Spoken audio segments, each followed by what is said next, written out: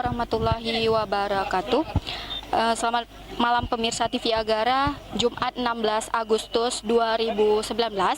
Tim TV Agara melaporkan langsung di depan SMK Negeri 1 Kutacane dalam kegiatan upacara Taptu dan Pawai Obor yang dihadiri Wakil Bupati. Berikut laporan kami.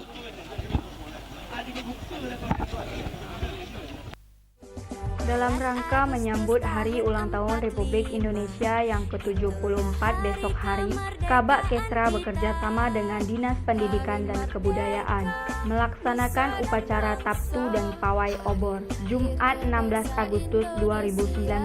Kegiatan diselenggarakan di depan gedung SMK Negeri 1 Kutacane, dihadiri oleh Wakil Bupati Forkopimda, Kepala OPD, Kepala Sekolah, dan siswa-siswi dari berbagai sekolah, yaitu SMA Negeri 1 Kutacane, SMA Negeri 2 Kutacane, SMA Negeri 3 Kutacane, SMK Negeri 1 Kutacane, SMK Negeri 2 Kutacane, dan MAN Aceh Tenggara. Acara Taptu dimulai pukul 8.30 waktu Indonesia bagian Barat sampai dengan selesai.